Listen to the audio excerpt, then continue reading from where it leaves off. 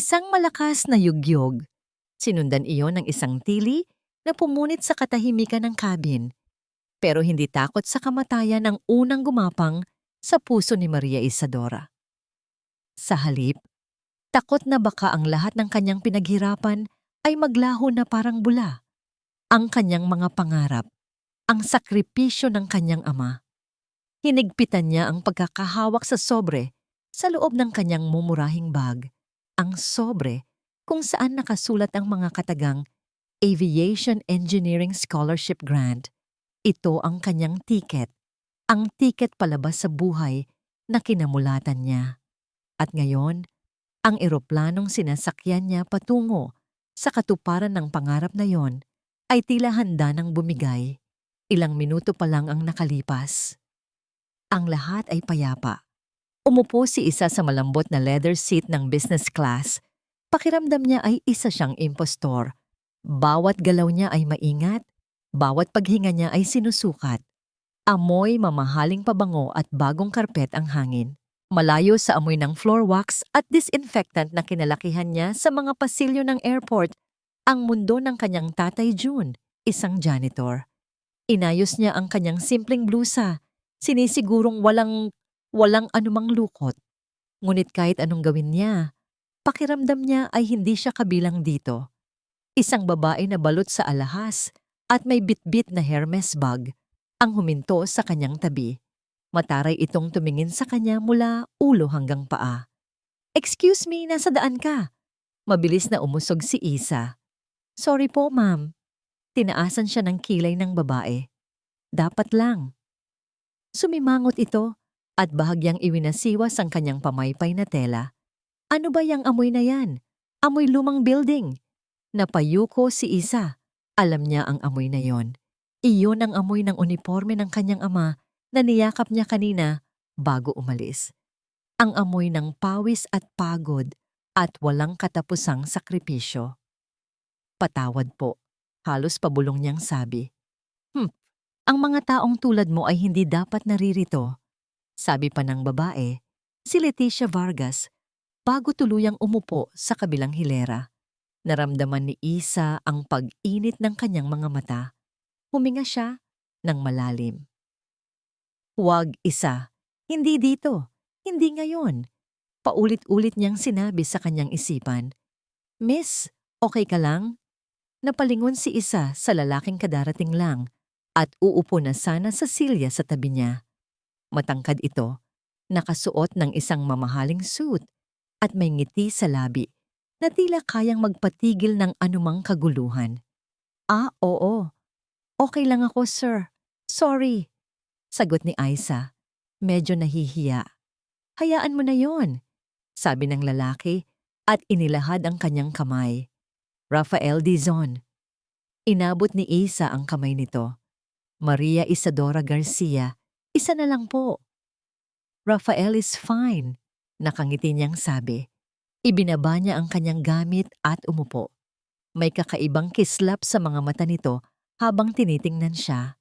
"First time mo sa business class, Isa?" Tumango na lang si Isa, kahit na ang tanong na yon ay tila isang magalang na paraan para sabihing, halatang hindi ka sanay dito. Hindi na sila muling nag-usap. Isinandal na lang ni Isa ang kanyang ulo sa bintana at pinanood ang mga tauhan sa airport sa ibaba. Nakita niya ang isang grupo ng mga janitor, nakaasul na, uniforme, katulad ng kay tatay. Isa sa kanila ang kumaway. Kahit malayo, alam ni Isa na ang tatay niya iyon. Kumaway siya pabalik at isang butil ng luha ang pumatak mula sa kanyang mata. Pinunasan niya ito agad. Nagsimulang umandar ang eroplano. Ang dahan-dahang paggalaw ay naging mabilis na pag-arangkada. Naramdaman ni Isa ang pag-angat nila mula sa lupa at kasabay nito ang pag-angat ng kanyang puso. Sa wakas, ito na ang simula. Nasa himpapawid na sila nang magsalita ang piloto. Nagbibigay ng mga paunang anunsyo. Ngunit ang kanyang boses ay biglang naputol. Isang matalim na kidlat ang gumuhit sa kalangitan, sinundan ng isang kulog na yumanig sa buong eroplano. At doon nagsimula ang lahat. Ang malakas na yugyog, ang tili ng mga pasahero, ang pagpatay-sindi ng mga ilaw sa cabin. Muling yumanig ang eroplano, mas malakas kaysa sa nauna. Narinig ni Isa ang mga pinggan na nababasag mula sa gali. Ang mga sigawan ay napalitan ng mga dasal. Sa gitna ng kaguluhan, napatingin siya kay Rafael sa kanyang tabi. Ang kaninang kalmadong mukha nito ay napalitan ng pag-aalala. Tumingin ito sa kanya at sa mga mata nito nakita ni Aiza ang parehong tanong na umiikot sa isip ng lahat. Ano ang nangyayari? Sanay na si Rafael Dizon sa mga yugyog.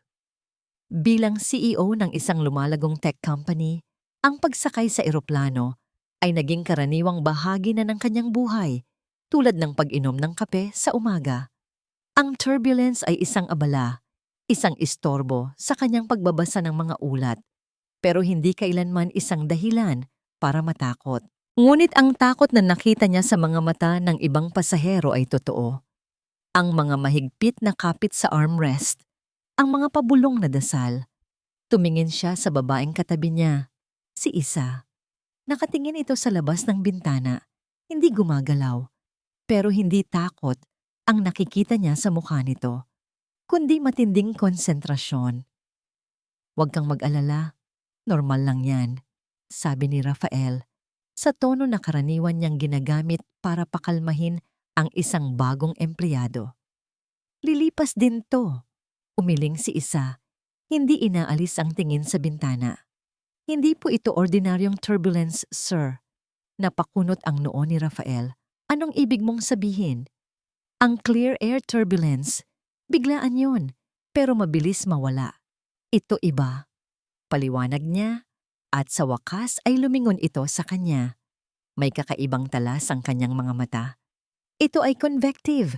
Pumasok tayo sa isang cumulonimbus cloud, sa isang thunderstorm cell. Hindi ito basta-basta titigil." Natigilan si Rafael, hindi dahil sa sinabi nito, kundi sa paraan ng pagkakasabi niya. Walang bahid ng pag-aalinlangan. Parang binabasa lang niya ang isang textbook. "Saan mo natutunan ang mga yan?" Hindi niya napigilang itanong. Isang mabilis na ngiti ang sumilay sa labi ni Isa. Isang ngiti na may bahid ng lungkot. Mahilig lang po magbasa. Pero hindi naniniwala si Rafael. May mas malalim pa roon. Ang babaeng ito, na sa unang tingin ay simple, at marahil ay takot sa unang pagsakay sa eroplano, ay nagtataglay ng isang kumpiyansa at talino na hindi niya inaasahan. Napatingin siya sa suot nito, isang simpleng blusa at pantalon. Walang bakas ng karangyaan, at bigla naramdaman niya ang hiya sa sarili niyang paunang paghusga. "Kailangan ko ng alak. Nasaan na ang flight attendant?" Ang malakas na boses ni Leticia Vargas ay bumasag sa kanilang pag-uusap. Paulit-ulit nitong pinipindot ang call button na para bang sisirain na niya ito. Isang batang flight attendant ang lumapit, nanginginig habang naglalakad sa pasilyo. "Ma'am Leticia, pinagbabawal po muna ang pag-serve habang nararanasan natin ang turbulence." "Hindi mo ba ako kilala? I need my drink now," sigaw ni Leticia. "Pasensya na po talaga, ma'am." Bago pa man makasagot si Rafael para ipagtanggol ang kawawang attendant, ang boses ng kapitan ay umaling-aungaw sa intercom. "Ladies and gentlemen, this is your captain speaking." May pilit na kalma sa kanyang boses. "We are currently navigating through an area of extreme weather. Nananawagan po kami na manatili sa inyong mga upuan at higpitan ng inyong seatbelts. Ginagawa po namin ang lahat para mailayo ang eroplano sa pinakamasamang bahagi ng bagyo." Ang mga salitang extreme weather at pinakamasamang bahagi ay nagdulot ng panibagong bulungan ng takot sa buong cabin. Napatingin muli si Rafael kay Isa. Nakapikit ito ngayon, pero ang kanyang mga kamay ay mahigpit na nakakuyom sa kanyang kandungan. Hindi ito takot. Ito ay paghahanda. Biglang lumagapak ang eroplano. Isang biglaang pagbagsak na nag-angat sa lahat mula sa kanilang mga upuan. Narinig ni Rafael ang sarili niyang paghinga ng malalim. Okay, hindi na ito normal. At pagkatapos ay dumating ang tunog. Isang malakas, nakabibinging blag mula sa kanang bahagi ng eroplano. Isang tunog ng metal na pinupunit. At pagkatapos, namatay ang lahat ng ilaw. Ang tanging liwanag na natira ay ang malamlam, nakakatakot na pula ng mga emergency lights sa sahig na nagbibigay liwanag sa mga mukha ng mga pasaherong ngayoy napuno na ng purong lagim. Ang dilim ay may sariling tunog. Ito ang tunog ng sabay-sabay na paghinga, ng mga pigil na hikbi, ng dasal na binubulong sa hangin na puno ng takot. Sa unang segundo pagkatapos mamatay ang mga ilaw, isang nakabibinging katahimikan ang bumalot sa lahat. Pagkatapos, isang sigaw ang pumunit sa katahimikang iyon, at iyon lang ang nagsilbing mitya. Sumunod ang iba pang mga sigaw, ang pag-iyak ng isang sanggol, ang pag-usal ng Diyos ko po ng paulit-ulit. Pero hindi sumigaw si Isa. Ipinikit niya ang kanyang mga mata at pinilit na isantabi ang lahat ng ingay. Ang gulat, ang takot. Pinalitan niya ito ng isang bagay na mas makapangyarihan, ang pakikinig. Bakit walang gumagawa ng kahit ano? Narinig niyang sigaw ni Leticia Vargas, pumipiyok ang boses sa takot at galit. Tumawag kayo sa cockpit. Ang anak ko ang CEO ng airline na ito. Hindi ito pwedeng mangyari. Hindi pinansin ni Isa ang babae. Ang kanyang pandinig ay nakatuon sa tunog na narinig niya bago ang lahat. Ang malakas na blag. Hindi iyon simpleng kulog. Iba iyon.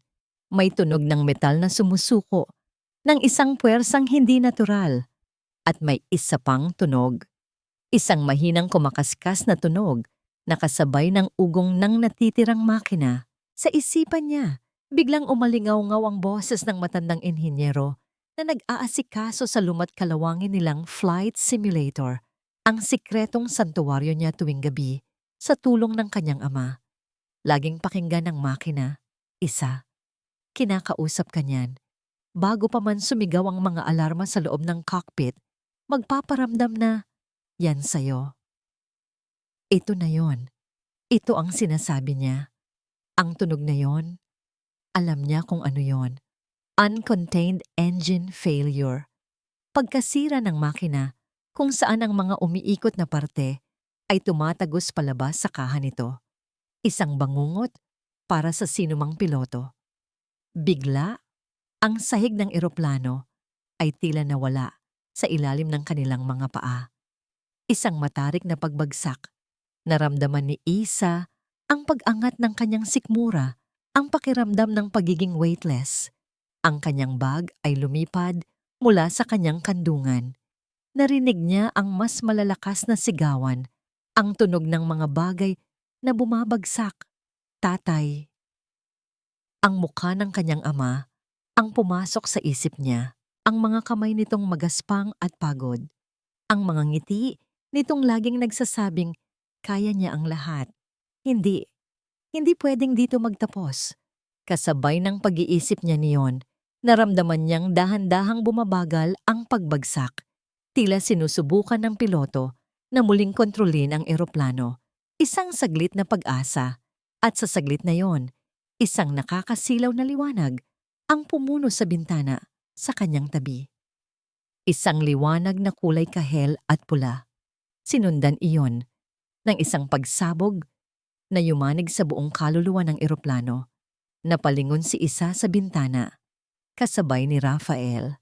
At sa gitna ng kadiliman ng gabi at ng walang katapusang ulan, nakita nila ang isang tanawing mula sa impyerno, ang kanang pakpak ng eroplano. Nilalamon ito ng apoy. Ang makina ay isa ng nagbabagang butas, naglalabas ng itim na usok at mga piraso ng metal na lumilipad na parang nagliliyab na confetti. Nawalan po ng malay ang kapitan, nasugatan din ang co-pilot. Ang boses ng head flight attendant, nanginginig at puno ng takot, ay umalingaw-ngaw sa cabin, sa pamamagitan ng intercom. Kahit anong pilit nitong maging kalmado, ang sindak sa kanyang pananalita ay hindi maitatago. Sinusubukan po naming makipag-ugnayan sa ground control. Pakiusap po, manatili lamang sa inyong mga upuan. Ang anunsyong yon na dapat sana ay magbibigay ng katiyakan ay lalo lang naghasik ng lagim. Ang eroplanong ito na nasusunog at bumabagsak sa gitna ng isang malakas na bagyo ay wala ng piloto. Isinara ni Isa ang kanyang mga mata. Sa isip niya, kitang-kita niya ang loob ng cockpit, ang daan-daang ilaw at switch, ang dalawang control yokes, ang dalawang upuang walang laman. Alam niya kung anong gagawin. O, sa mas tamang salita, alam niya kung ano ang dapat subukang gawin. Ang takot ay naroon pa rin, gumagapang sa kanyang lalamunan, nagpapatuyo sa kanyang bibig. Sino ba siya para gawin ito? Isang probinsyana, isang anak ng janitor, isang scholar na puno ng teorya pero walang karanasan sa totoong buhay o kamatayan. Pero mas malakas kaysa sa takot ang boses ng kanyang konsensya. Ang boses ng kanyang ama. Ang boses ng daan-daang oras na ginugol niya sa harap ng simulator. Paulit-ulit na pinag-aaralan ang bawat emergency procedure hanggang sa ito'y maging bahagi na ng kanyang pagkatao. Ito na ang pagkakataon. Walang iba. Minulat niya ang kanyang mga mata at ang pag-aalinlangan ay napalitan ng isang bagay na matatag. Tinanggal niya ang kanyang seatbelt. "Anong ginagawa mo?" tanong ni Rafael. Puno ng pagtataka ang boses. Hindi sumagot si Isa. Tumayo siya at sa unang pagkakataon, naramdaman niya ang tunay na bigat ng pagyanig ng eroplano. Humawak siya ng mahigpit sa sandalan ng mga upuan para manatiling nakatayo. Nagsimula siyang maglakad papunta sa harapan ng cabin. "Hoy! Saan ka pupunta, babae?" Ang matinis na boses ni Leticia Vargas ay tumama sa kanya na parang latigo. Nakatayo na rin ito o sinusubukang tumayo. Ang mukha nitong puno ng mamahaling makeup ay basang-basa na ng luha at pawis. "Bumalik ka sa upuan mo. Anong akala mo? Matutulungan mo sila. Maglilinis ka ng sahig." Ang mga salitang yon na dati ay parang mga karayom na tumutusok sa kanyang puso ay wala ng epekto ngayon. Nagpatuloy si Isa sa paglakad. Hinarang siya ng head flight attendant. "Miss, kailangan niyong bumalik sa upuan niyo. Delikado po." Tumingin si Isa ng diretso sa mga mata ng babae. "Mas delikado kung walang gagawin," sabi niya. At sa kanyang sariling pagkagulat, ang kanyang boses ay hindi nanginginig. Ito ay kalmado at puno ng awtoridad. "I can help," sabi niya ulit. Mas malakas ngayon para marinig ng lahat sa paligid. "I know this plane." Isang mapaklang tawa ang kumawala mula kay Leticia. "Nababaliw ka na ba? Anong alam mo sa eroplano? Baka ang alam mo lang ay kung paano itulak ang trolley ng basura." "Tumigil ka na." Isang boses ang nagpatigil kay Leticia. Si Rafael. Nakatayo na rin ito at ngayon ay nasa pagitan na nila ni Isa. "Let her speak." Huminga ng malalim si Isa at ibinuhos ang lahat ng lakas ng loob na natitira sa kanya. "Nag-training po ako sa isang Boeing 77 simulator. Daan-daang oras. Alam ko ang emergency procedures para sa engine failure at water landing. Ang buong cabin ay natahimik. Ang tanging maririnig na lang ay ang ugong ng nasisirang eroplano at ang hagupit ng hangin at ulan sa labas." Ang head flight attendant, na ang pangalan sa name tag ay Marie, ay tumingin sa kanya na may pinaghalong pag-asa at pagdududa. Halatang wala na itong ibang pagpipilian. Sa gitna ng nakakabinging tensyon, lumapit si Marie kay Isa. Ang kanyang mukha ay 1 metro na lang ang layo. "Sigurado ka?" tanong nito. Ang bawat salita ay may bigat ng buhay ng halos 200 tao. Hindi kumurap si Isa. Tumango siya. Isang tango na magbabago ng lahat. Sa isang senyas mula kay Marie, Isa pang flight attendant ang lumapit at binuksan ang pinto patungo sa isang lugar na sa panaginip lang napupuntahan ni Isa. Ang sagradong lugar, ang cockpit. Isinara ang pinto ng cockpit. Naiwan si Rafael sa cabin kasama ang iba pang mga pasahero sa isang estado ng pinaghalong pagkamangha at matinding kaba. Ang babaeng katabi niya kanina, ang tahimik na probinsyana na sa tingin niya ay ngayon lang nakasakay ng eroplano, ay nasa loob na ng cockpit, hawak ang kanilang mga buhay sa kanyang mga kamay. Isang katahimikan ang bumalot sa cabin. Ang dating mga sigawan ay napalitan ng mga pabulong na tanong. Sino siya? Totoo ba yon? Kaya niya kaya? Ngunit ang katahimikan ay hindi nagtagal. Mga walang hiya! Hindi niyo dapat pinapasok ang kung sino lang doon. Si Leticia Vargas. Ang mukha niya ay namumula sa galit, hindi na sa takot. Para sa kanya, ang pagpasok ni Isa sa cockpit ay isang personal na insulto, isang pagyurak sa kaayusan ng mundo na kanyang kinikilala, kung saan ang mga mahihirap ay dapat manatili sa kanilang lugar. Hindi niyo alam kung anong ginagawa ninyo. Kakausapin ko ang anak ko. Siya ang magsasabi sa inyo kung ano ang dapat gawin. Kinuha ni Leticia ang kanyang cellphone. Sa gitna ng kaguluhan, nakalimutan ng lahat na sa altitude na yon, walang signal. Pero si Leticia gamit ang mamahalin niyang telepono na may satellite capabilities ay nagawang tumawag. Umupo si Rafael pabalik sa kanyang silya, 2 upuan lang ang layo mula kay Leticia. Hindi niya gustong makinig, pero ang boses ng babae ay napakalakas at napakatining. Miguel! Anak, anong nangyayari? Halos hysterical na sigaw ni Leticia sa telepono. Nalalaglag ang eroplano. Ang piloto ay walang malay at pinapasok nila ang isang hamak na probinsyana sa cockpit. May ilang segundong katahimikan habang nakikinig si Leticia sa kabilang linya. Anong ibig mong sabihin na, kumalma lang ako? Sigaw niya ulit. Nasususunog ang makina, Miguel. Ang makina ng eroplano niyo. Muli, katahimikan. Pero sa pagkakataong ito, narinig ni Rafael ang isang mahinang boses mula sa speaker ng telepono ni Leticia kahit hindi niya maintindihan ang mga salita. Nakita ni Rafael ang pagbabago sa mukha ni Leticia. Ang galit ay dahan-dahang napalitan ng pagkalito at pagkatapos ay ng isang bagay na mas madilim. Isang bakas ng pagkakasala. Anong engine incident report? Mahinang tanong ni Leticia. Ang boses sa kabilang linya ay medyo lumakas at sa pagkakataong ito, malinaw na narinig ni Rafael ang mga salitang nagpatigil sa pagtibok ng kanyang puso. Mom, I buried that engine incident report. It was a calculated risk. Isang kalkuladong panganib.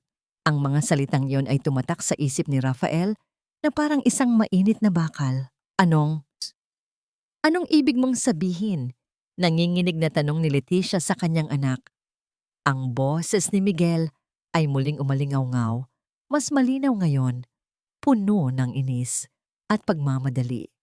Ilang linggo nang may reklamo ang chief engineer tungkol sa engine 3B. May hairline crack daw. Ang pagpapaground sa buong fleet ay magdudulot ng milyon-milyong pagkalugi. It was a minor issue. Isang overreaction. Kaya tinago ko ang report. Mom, just stay calm. It's just turbulence. Hindi lang ito turbulence. Isang malamig na pawis ang bumalot sa buong katawan ni Rafael. Ang pagyanig, ang pagsabog, ang apoy. Hindi ito aksidente. Hindi ito dahil sa bagyo. Ito ay kasakiman. Ito ay pagpapabaya. Ito ay halos murder. Napatingin siya kay Leticia. Ang mukha ng socialite ay maputlang-maputla. Ang kanyang mga mata ay nanlalaki sa katotohanang unti-unting lumulunod sa kanya. Biglang bumukas ang speaker ng eroplano. Isang boses ang narinig, hindi ang boses ng kapitan, hindi rin ang boses ng flight attendant. Ito ay boses ni Isa. Puno ito ng tensyon, pero matatag. To all passengers, this is Maria Isadora Garcia from the cockpit. Huminto ang paghinga ng lahat. Nawalan na po tayo ng parehong makina. We have lost both engines. Isang kolektibong pagsinghap ang narinig sa buong cabin. Maghanda po ang lahat. We are preparing for an emergency water landing. Uulitin ko po. Maghanda para sa pagbagsak sa tubig. Ang cabin, na kanina lang ay maingay, ay biglang napuno ng isang nakabibinging katahimikan. Ang katahimikan ng katapusan. Ang mga salita ni Isa, emergency water landing, ay parang isang hatol ng kamatayan na bumagsak sa buong cabin. Nagsimulang umiyak ang mga tao. Hindi na ito mga pigil na hikbi, kundi malakas at hayagang pag-iyak ng mga taong sumusuko na sa kanilang kapalaran. May mga mag-asawang nagyakapan ng mahigpit, may mga magulang na hinahalikan ng kanilang mga anak, may mga taong nakapikit at taimtim na nagdarasal. Ang maskara ng sibilisasyon ay gumuho na. Ang natira na lang ay ang hubad na takot. Ngunit para kay Rafael, ang takot ay napalitan ng isang nagngangalit na apoy. Isang galit na hindi niya pa naramdaman sa buong buhay niya. Tumingin siya kay Leticia Vargas. Nakaupo ito, tulala. Hawak pa rin ang kanyang cellphone. Ang babaeng kanina lang ay nagwawala at nangaalipusta.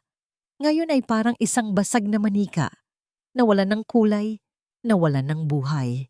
Nakita niya sa mukha nito ang katotohanan. Alam niya, hindi ito kasalanan ng bagyo, hindi ito kasalanan ng piloto, at lalong hindi ito kasalanan ng babaeng ngayon ay buong tapang na lumalaban para sa kanilang lahat sa loob ng cockpit. Ang kasalanan ay nasa kandungan ng pamilyang ito. Tumayo si Rafael. Ang kanyang mga binti ay nanginginig, hindi sa takot, kundi sa tindi ng emosyong kumukulo sa loob niya. Lumakad siya, palapit kay Leticia. Narinig ko, sabi niya. Ang kanyang boses ay mahina, ngunit may bigat na parang bato. Narinig ko ang sinabi ng anak mo. Hindi lumingon si Leticia. Hindi ito gumalaw.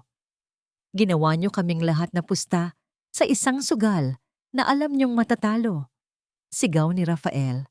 At ngayon, ang lahat ng atensyon ay napunta sa kanya. Ang buhay namin, ang buhay ng mga bata dito, ipinagpalit nyo sa presyo ng stock shares ninyo. Ilang pasahero na malapit sa kanila ang napatingin, naguguluhan. Anong sinasabi mo? Tanong ng isang lalaki. Humarap si Rafael sa kanila. Ang kanyang mga mata ay nag-aalab. Ang pagsabog ng makina, hindi ito aksidente. May sira na ito bago pa man tayo lumipad. At alam ito ng CEO ng airline na ito, ang anak niya. Itinuro niya si Leticia, isang bulong-bulungan ng gulat at hindi paniniwala ang kumalat. Sinungaling. Sa wakas, ay nagsalita si Leticia. Ang kanyang boses ay basag at mahina. Nababaliw ka na. Ako ba ang nababaliw? Hamon ni Rafael. Lumapit pa siya. O ikaw, na handang manahimik habang ang lahat sa paligid mo ay naghihintay na lang ng kamatayan? Sabihin mo sa kanila ang totoo. Sabihin mo sa kanila na ang report ng engineer ay tinago ng anak mo. Hindi totoo yan.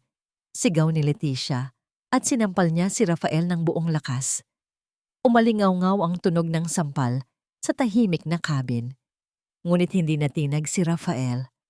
Ang sakit sa kanyang pisngi ay baliwala kumpara sa bigat ng katotohanang dala niya. Ang tawag doon ay calculated risk, hindi ba? Patuloy ni Rafael, ang bawat salita ay parang isang patalim. Isang kalkuladong panganib. Iyon ang tawag ng anak mo sa buhay natin. Ang mga detalyeng ibinigay ni Rafael, ang report ng engineer, ang mga salitang calculated risk, ay masyadong espesipiko para maging isang kasinungalingan. Ang pagkalito sa mukha ng mga pasahero ay dahan-dahang napalitan ng pagkaunawa at pagkatapos ay ng isang kolektibong galit. Ang kanilang mga mata na kanina ay puno ng takot sa kalikasan ay ngayon nakatuon sa isang tao lang, kay Leticia Vargas, Ang babaeng kumakatawan sa lahat ng kanilang hinangaan at kinaiinggitan, ang yaman, ang kapangyarihan, ay siya rin palang kumakatawan sa kanilang posibleng maging katapusan. Nagsimulang umatras si Leticia papalayo sa mga mapanghusgang tingin. Siya, na laging sentro ng atensyon, ay ngayon gusto na lang magtago. Biglang bumukas muli ang intercom. Ang boses ni Isa, kalmado, nakakatakot sa sobrang kalma. 10 minuto, 10 minutes until impact. Please follow the flight attendant's instructions. Ang anunsyong yon ay nagpabalik sa lahat sa malagim na katotohanan. Tapos na ang sisihan. Ang paghuhusga ay darating na. Sa loob ng cockpit walang sigawan, walang iyakan.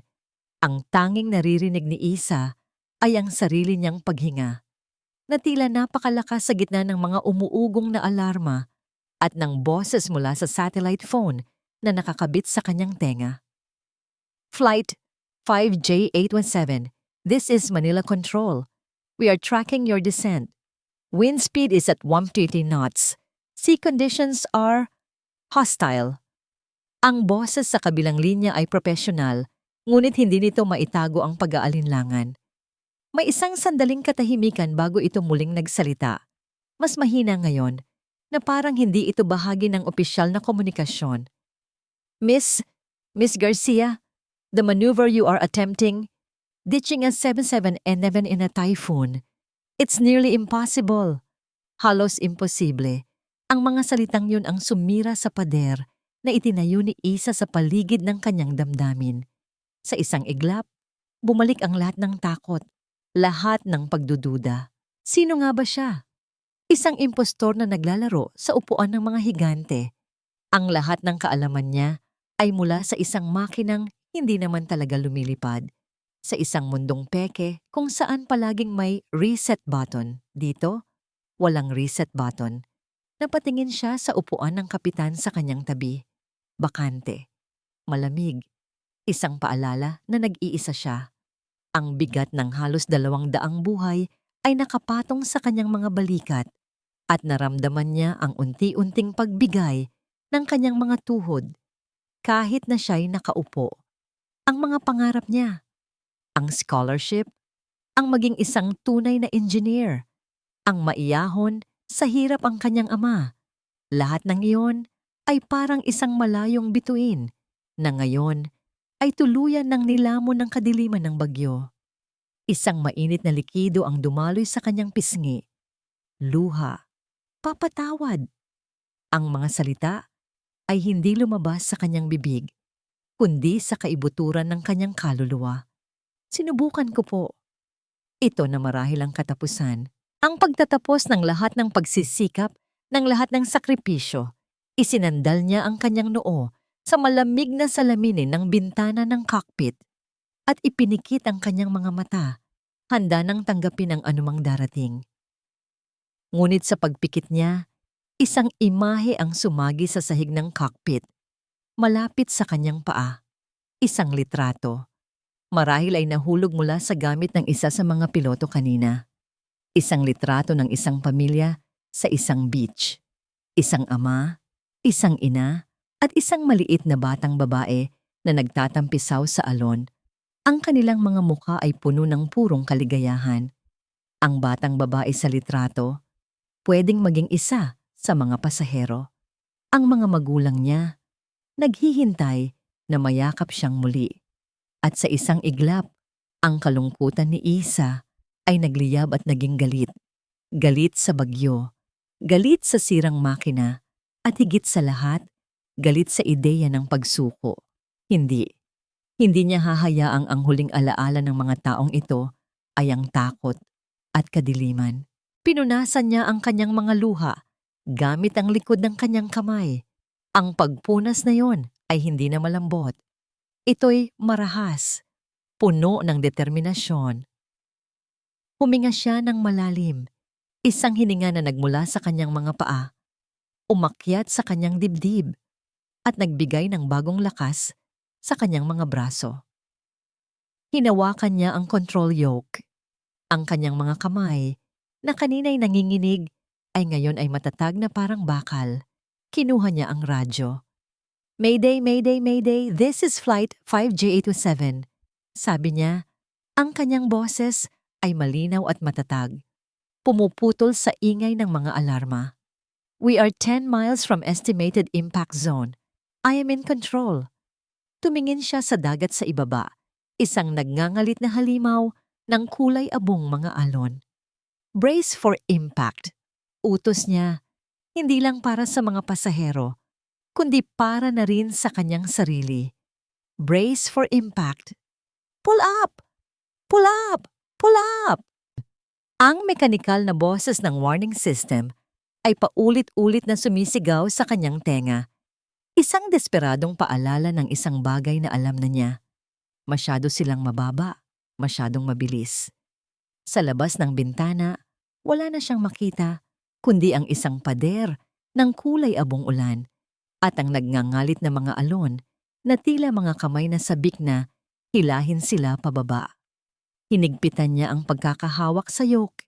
Ang kanyang mga buto sa daliri ay halos lumabas na sa balat. Ang buong bigat niya ay ibinuhos niya sa paghila. Bawat hibla ng kalamnan sa kanyang braso at likod ay sumisigaw. Hindi ngayon. Hindi pa. Bulong niya sa hangin. Kinakausap ang eroplano, ang bagyo, ang tadhana. Ang kanyang mga mata ay mabilis na gumagalaw sa pagitan ng altimeter, airspeed indicator, at ng malawak na karagatan sa harapan. Ang lahat ng teorya, lahat ng mga oras sa simulator ay nagkoalesce sa isang purong pakiramdam. Isang sayaw sa pagitan ng intuisyon at pisika. Lower the tail first. Let the fuselage absorb the impact. Ang mga salita ng kanyang instructor ay umalingaw-ngaw sa kanyang isipan. Pinakawalan niya ng bahagya ang pressure, hinahayaang bumaba ang ilong ng eroplano. Pagkatapos ay muli niya itong hinila ng buong lakas. Ang eroplano ay umangal. Isang mahabang tunog ng metal na pagod na at handa ng sumuko. 500 talampakan. 400. Nakita niya ang tuktok ng mga alon. Malapit na. Nakakatakot sa sobrang lapit. Heto na! Brace! Brace! Brace! Ang sigaw ng mga flight attendant ay sumabay sa nakakabinging ugong ng warning system mula sa cockpit. Yumuko si Rafael, isiniksik ang kanyang ulo sa pagitan ng kanyang mga tuhod at ipinulupot ang kanyang mga braso sa likod ng kanyang ulo, gaya ng itinuro. Ang lahat sa paligid niya ay gumawa ng pareho. Ang buong cabin ay naging isang koleksyon ng mga nakayukong katawan, naghihintay. Sa gitna ng nakakabinging tensyon, isang maliit na kamay ang humawak sa braso ni Rafael. Napalingon siya. Isang batang babae, marahil ay mga 6 na taong gulang, ang nakatingin sa kanya mula sa katabing upuan. Ang mga mata nito ay bilog at basang-basa sa luha. Sa kabila ng sariling takot, isang kakaibang kalma ang bumalot kay Rafael. Ngumiti siya sa bata, isang ngingiti na pilit ngunit taos-puso. Huwag kang matakot, bulong niya. Sapat lang para marinig ng bata sa gitna ng ingay. May isang anghel na nagpapalipad ng eroplano natin. Tumingin ang bata sa direksyon ng cockpit at sa isang saglit, ang takot sa mga mata nito ay napalitan ng mumunting pag-asa. POV, 1. 200 talampakan, 100. Ang mundo sa labas ay isa ng mabilis na galaw ng kulay abo at puti. Hindi na niya ito iniisip. Ang kanyang buong katawan at isipan ay iisa na lang sa eroplano. Naramdaman niya ang hangin sa ilalim ng mga pakpak. Naramdaman niya ang bigat ng fuselage, 50 talampakan. Hinila niya ang yoke pabalik ng buong buo, gamit ang huling onsa ng kanyang lakas. Ang ilong ng eroplano ay umangat, isang huling pagsuway sa gravity, at pagkatapos ang dagat. POV, Rafael. Isang nakakabinging dagundong, iyon ang una niyang narinig. Isang tunog ng metal na pinupunit, ng isang bundok na bumabangga sa isa pang bundok. Sinundan iyon ng isang yugyog na hindi maikukumpara sa lahat ng naunang yugyog.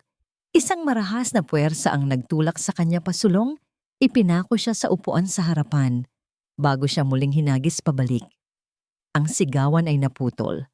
Ang hangin ay tila ninakaw mula sa baga ng lahat. Dilim. Isang panibagong yugyog, mas maikli pero mas matalim, habang ang katawan ng eroplano ay lumalaban sa tubig. At pagkatapos, katahimikan. Isang nakakatakot, hindi natural na katahimikan. Ang tanging maririnig ay ang sarili niyang humihingal na paghinga, ang mahihinang ungol ng mga nasaktan, at ang dahan-dahang pagtulo ng tubig sa kung saan. Dahan-dahan, itinaas ni Rafael ang kanyang ulo. Ang kanyang noo ay tumama sa kung saan may mainit na likido na dumadaloy sa kanyang sentido. Dugo. Buhay siya. Lumingon siya sa tabi. Ang batang babae ay umiiyak, ngunit nakayakap ng mahigpit sa kanyang ina. Buhay sila. Ngunit ang saglit na ginhawa ay agad na napalitan ng panibagong panganib. Isang malamig na agos ng tubig ang gumapang sa kanyang mga paa. Mula sa isang bitak sa sahig ng eroplano, ang maitim na tubig dagat ay mabilis na pumapasok. Kailangan nating makalabas, sigaw ng isang tao. Bilis! Sinubukan ng isang flight attendant na buksan ang emergency exit, ngunit hindi ito gumalaw. Ayaw bumukas. Naipit. Sigaw nito, ang kanyang boses ay puno na ng panibagong sindak. Ang eroplano, ang kanilang kanlungan, ay ngayon ay nagiging kanilang libingan. Lumulubog sila. Ang pag-asa ay isang masahol na bagay. Ibinibigay nito sa iyo ang isang saglit na liwanag para lang bawiin ito at ibagsak ka sa mas malalim na kadiliman. Buhay sila, oo. Ngunit para saan? Kung mamamatay lang din naman silang lahat sa pagkalunod sa loob ng isang higanting lata ng sardinas, umaakyat ang tubig. Malamig, mabilis, umaabot na ito sa kanilang mga binti. Ang mga sigaw ng tulong ay nagsimulang mapalitan ng mga iyak ng kawalan ng pag-asa. Hindi tayo mamamatay dito. Ang boses ni Rafael ay pumunit sa lumalaganap na sindak. Tumayo siya at kahit pa tumatama ang ulo niya sa mababang kisame ng nakatagilid na eroplano, may awtoridad sa kanyang tindig. Hindi tayo susuko, sigaw niya. Mga sir, tulungan niyo ako. Itulak natin ang pinto. Ang kanyang mga salita ay nagsilbing mitya. Ang ilang mga lalaking pasahero na kanina'y paralisado sa takot ay tila nagising. Isa-isang tumayo ang mga ito at lumapit sa emergency exit. Isa, dalawa, tatlo. Tulak! Pinagsama-sama nila ang kanilang lakas. Ang kanilang mga sigaw ay umalingaw-ngaw kasabay ng pag-ungol ng metal. Ngunit ang pinto ay hindi gumalaw. Ulit! Sigaw ni Rafael. Ang mga ugat sa kanyang leeg ay halos pumutok na. Sige pa! Itinulak nila muli. At muli. At muli. Ang tubig ay nasa kanilang mga baywang na.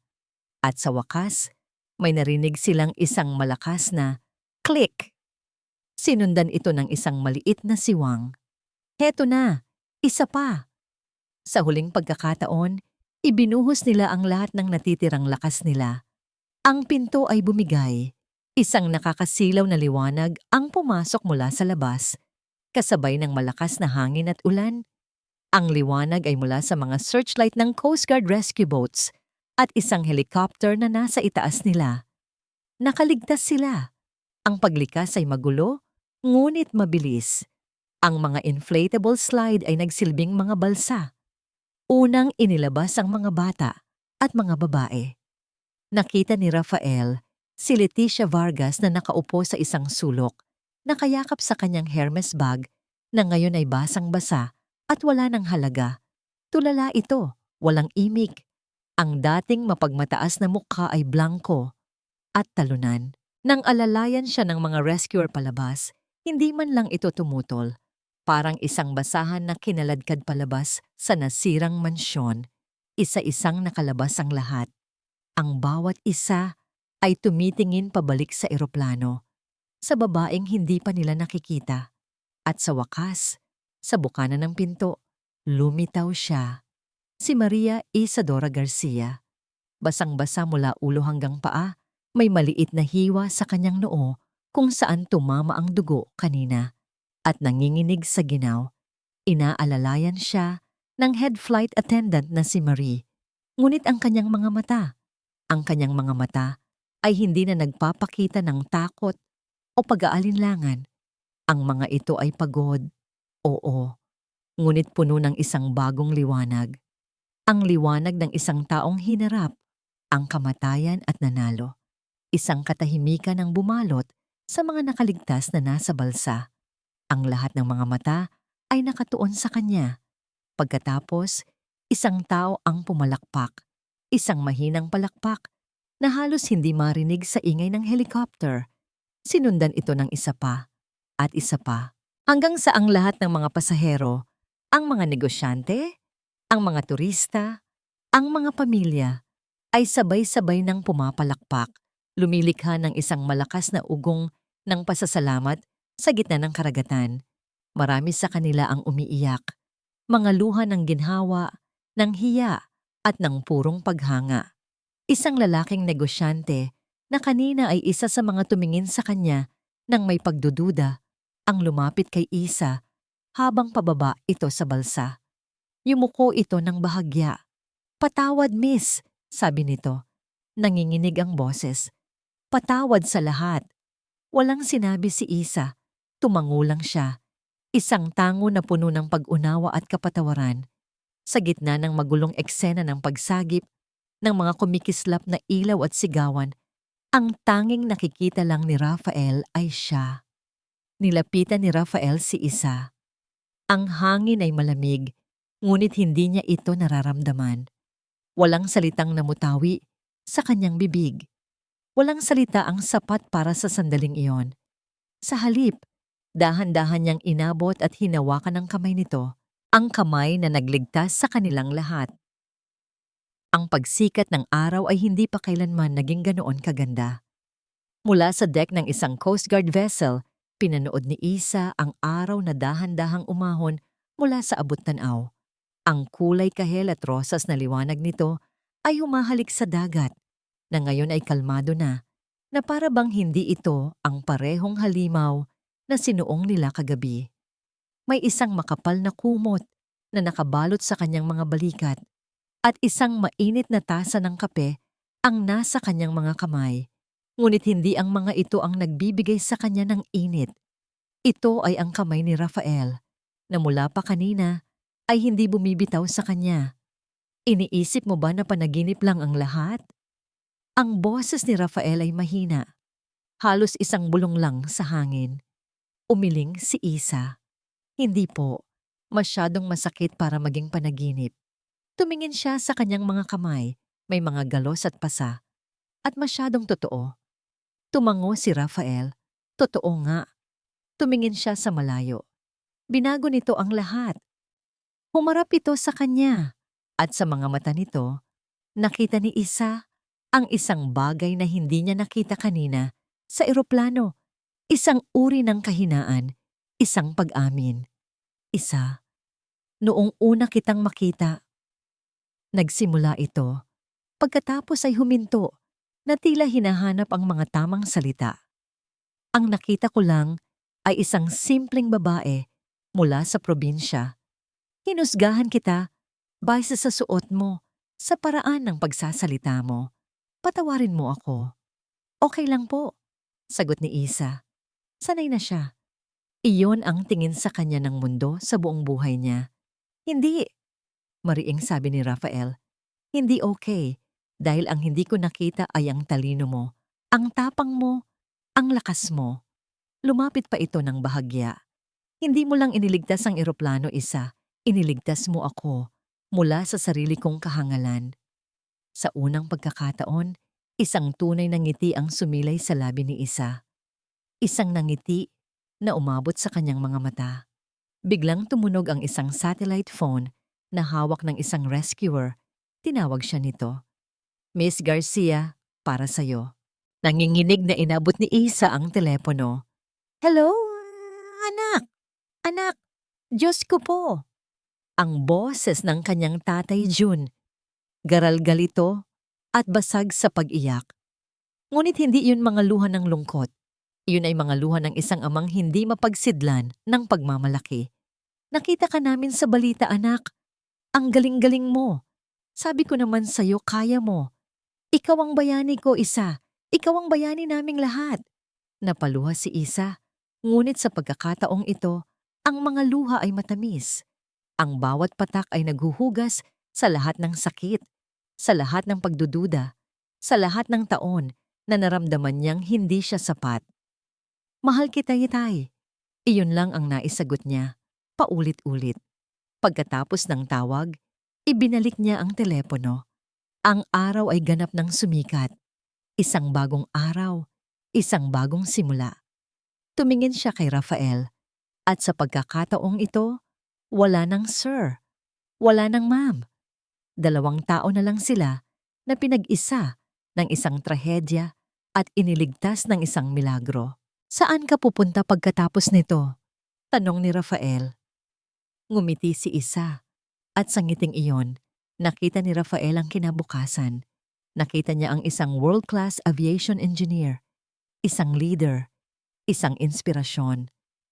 Kung saan ako dadalhin ng pangarap ko, sagot niya. Hindi na binitiwan ni Rafael ang kanyang kamay. Sa halip, mas hinigpitan niya pa ito. Kung ganoon, sabi niya, sasamahan kita. At habang ang barko ay dahan-dahang naglalayag patungo sa Pampang, alam ni Isa na tama siya.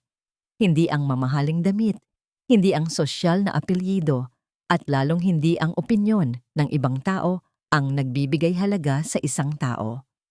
Ang tunay na halaga ay nasa pusong handang lumaban, sa isipang hindi sumusuko, at sa kakayahang magmahal at magpatawad. Ang pag-ibig na hindi niya kailanman inasahan ay dumating sa gitna ng unos. At tulad ng pagsikat ng araw pagkatapos ng pinakamadilim na gabi, alam niyang ito pa lang ang simula.